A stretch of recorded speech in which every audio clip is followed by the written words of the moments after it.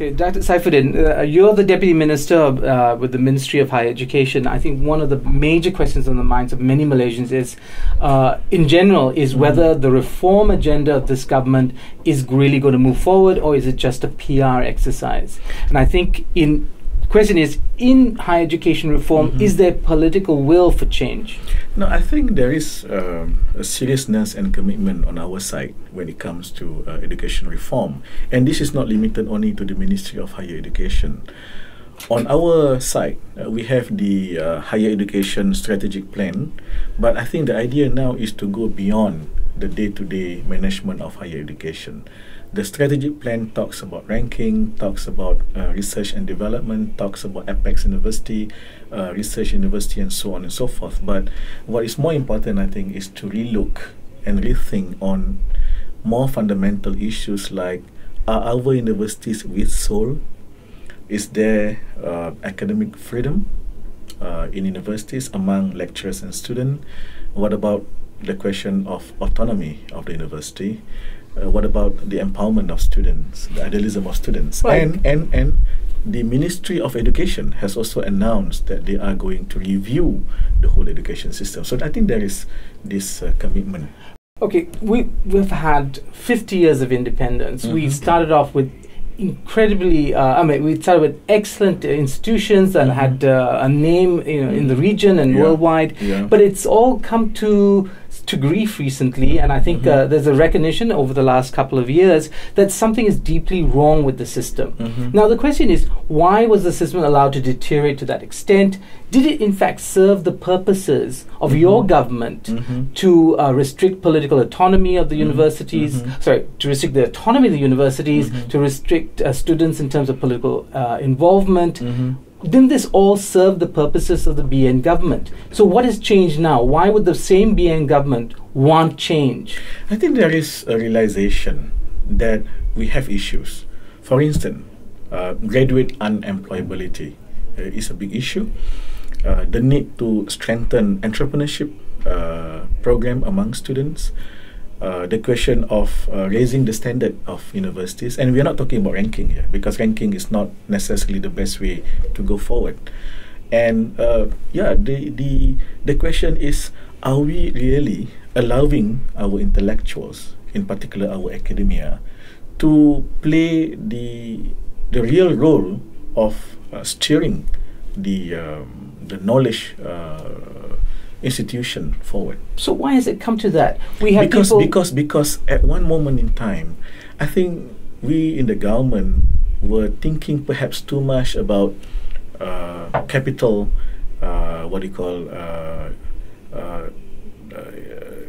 producing good workers, when they should be actually looking at producing or nurturing good citizens. Because you can produce good workers, but you don't need to go to university to become a good worker. You can read manuals, you can study in other ways. But the question is producing, nurturing good citizens who are also good workers. So a more holistic view of education, I think, is needed. Okay, but I just want to bang on that question again. We had people like Datuk Rahman Embong, who's now in UKM. We had people like Syed Hussein Ali, who's a senator now. But they were the sterling minds in the 60s and early 70s. At the time when the universities were very vibrant intellectually and also politically. But that was crushed. It was crushed, and there were specific instruments, legal instruments used in order to control the universities. And the purpose was, perhaps on a benign end, to organize manpower, resources and stuff. But the other thing is a much more sinister, I think, idea that in fact the government couldn't afford independent minds in universities, whether it was academics or students.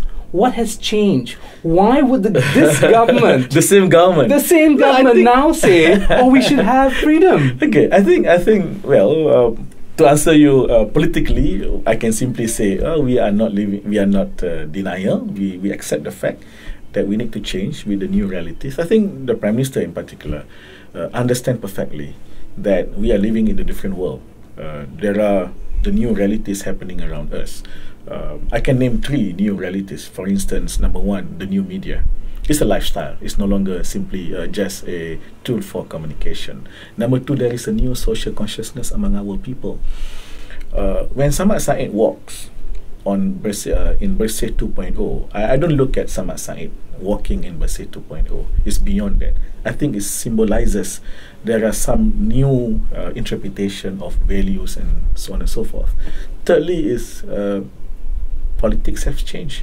We are now into the third phase of democratic transformation, where it is beyond just election, it's about participation. So coming back to university life and university agenda, it is no longer just about producing graduates and about research. It's about real minds, real intellectual lifestyle. Okay.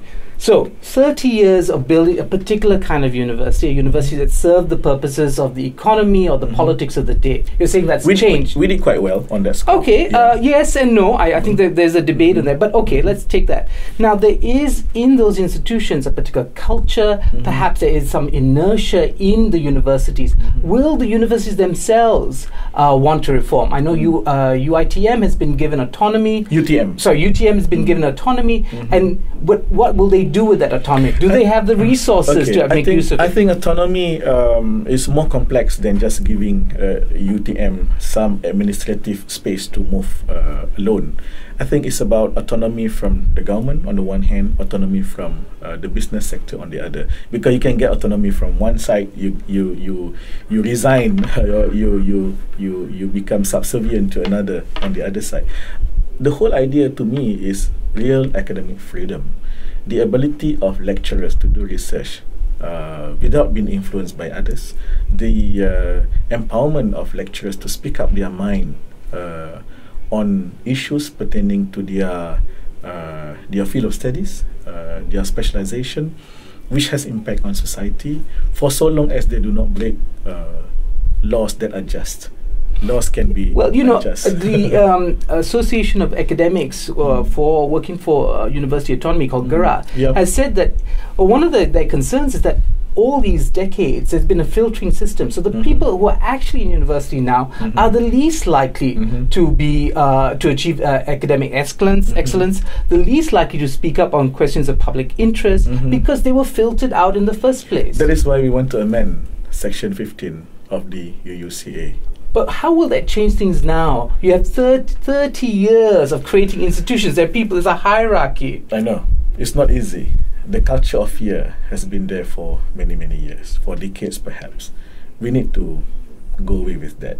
And by giving this freedom, I know it sounds petty to some people, simply giving freedom to students to choose whether or not they want to be a member of a political party is no big deal. But what we want to do is to break that wall of fear, or the culture of fear that is happening on campuses, unfortunately. Last question. I know I looked at the camera just now, but last question, I think. The Aziz Bari affair, what do you think it is a reflection of? It's a symptom of something in the system, and it's not been resolved. It's culture of fear. Because there are people who wants to please somebody upstairs that he or she is taking action even before action is called for. Aziz Bari, to my mind, was only speaking based on his specialization, his knowledge, and he was never found guilty on any account. But he was given the kind of treatment by his own university, which he finally decided to leave the university, which to my mind is the university's loss and the nation's loss. It's not easy to find people like him. He may not be the best, but he's one of the best. And this is, as I say, a manifestation of the culture of fear, where there are people in the government, there are people in the university administration that somehow fear something, and that something is really not there. But because it has been somehow driven to you all this while that certain things cannot be done, or rather many things cannot be done. So some may self-censor in their own way. Thank you very much, Datuk. Thank you.